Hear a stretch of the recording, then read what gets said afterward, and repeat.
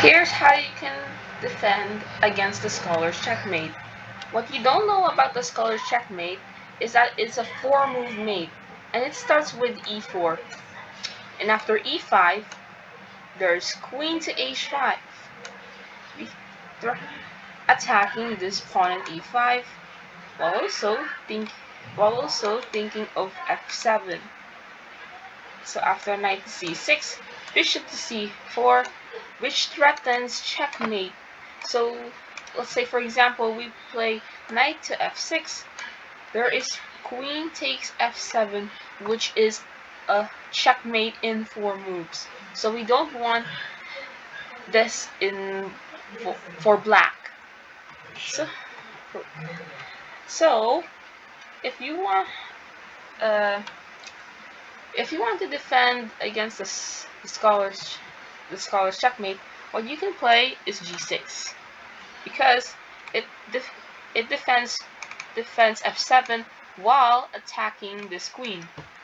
So after queen to f3, which attacks f7 once again in a different angle, there is knight to f6, which simply develops while blocking the attack. So white has 2 ways on continue to attacking. There is g4.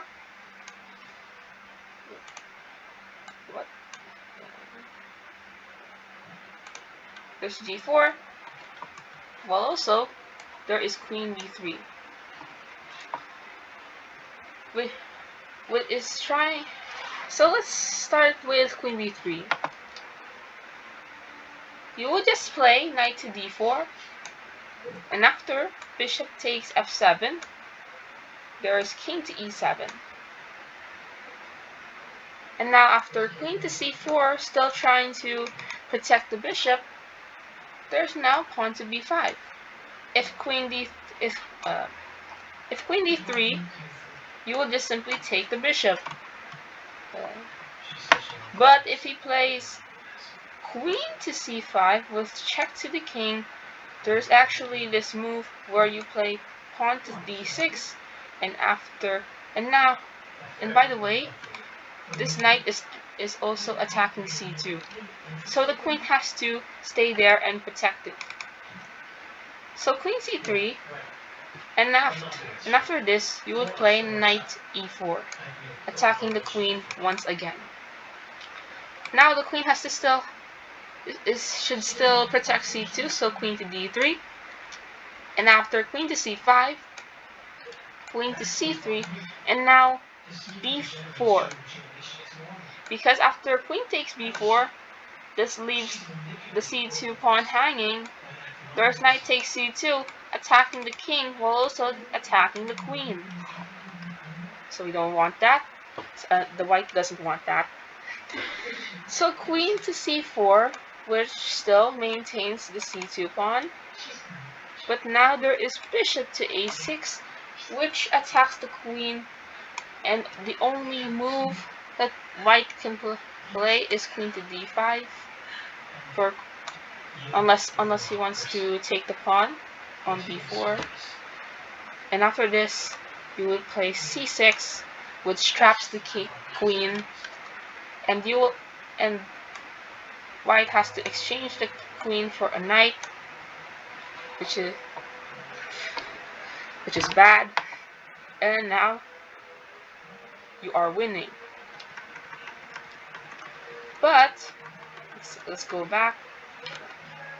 What if he plays g4? Same idea happens with knight to d4. So sometimes queen will play d3 or c3, but it still proves to be vulnerable, because after queen to c6, knight takes e4, attacks the queen once again. But if queen to d3, there's pawn to d5. So instead, you would play queen to d1, which protects c2. And after this, you would play pawn to d5, attacking the pawn while also attacking the bishop.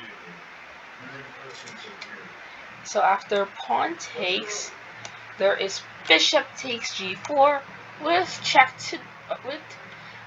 attacking the queen, and after pawn to f3, there's actually this weird sacrifice with your knight, that is knight to e4, because if he takes the knight, the queen is gone. But if he plays pawn takes g4, there's actually mate in 3 moves.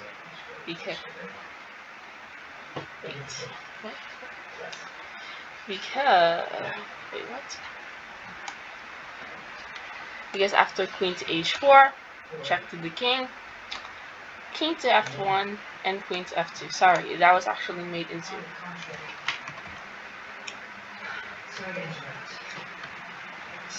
But let's say he blocks the knight. So let's say if he blocks with this knight, he will just simply take with the bishop, actually. But if he plays knight e2, there's actually knight to f3 with check to the king. And after king to f1, you would play bishop to h3, which is checkmate. So white has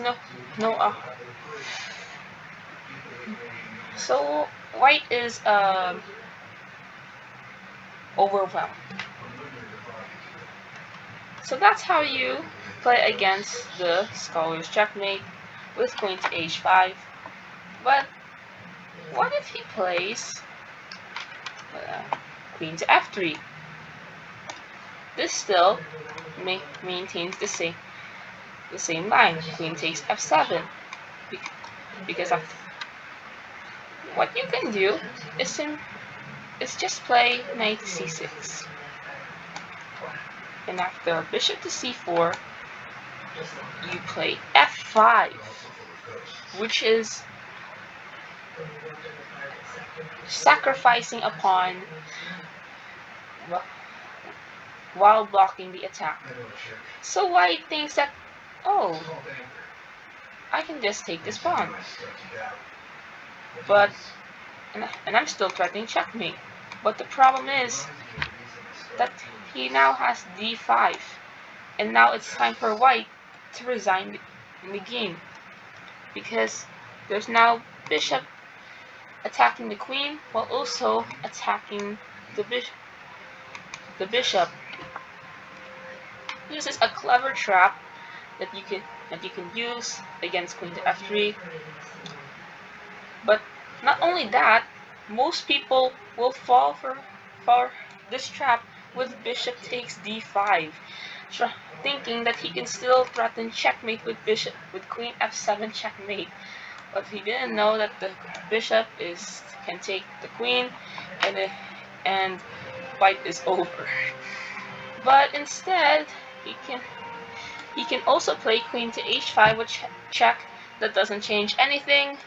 You can just play g6, and after queen to e2, for example, you would just take, and the queen would just take back, which is brutal. But instead, if the pawn takes, the knight simply goes to f6, controlling this h5 square so that there will be no annoying checks from the queen.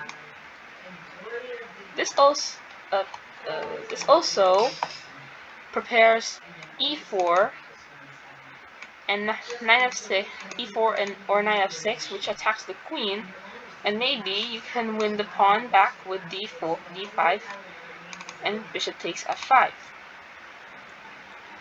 The most popular move played is c3. C3, because this prevents knight to d4. But he can But black can play e4, which attacks the queen.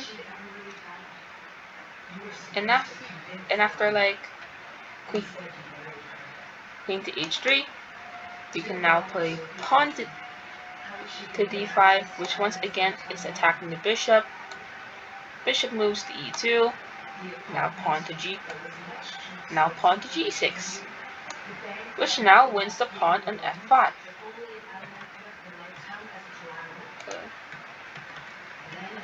Another move is the second most popular, which is pawn to d3. This is which allows knight to d4, attacking the queen. Attacking the queen while also threatening knight takes c2. So queen d1. Now after this, you play pawn to d5, which attacks the bishop. And after bishop to b3, there's now bishop takes f5. So and now you have 3 pieces developed, and white has only one bishop developed. Now, another weird move that white plays is knight f3, which is offering a trade of knights. But you actually play bishop to g4, which pins the knight to the queen. And after which also threatens e4, because takes, you would win the knight. So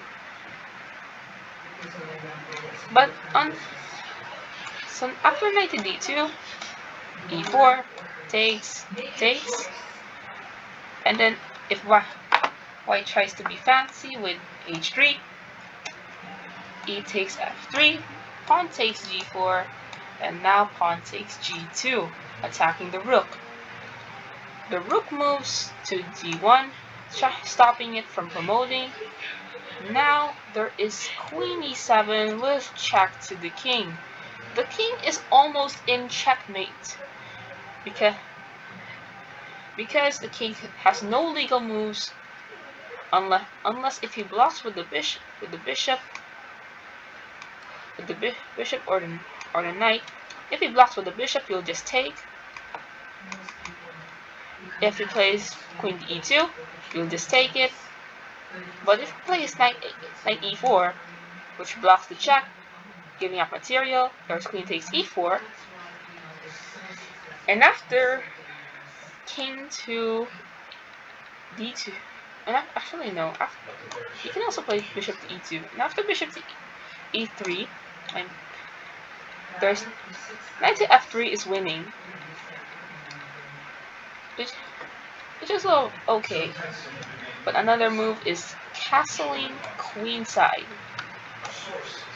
which the queen is now attacking here, but now the rook is involved to join the attack, and once again white is overwhelmed of white's attack. So now you know how to counter the scholar's checkmate.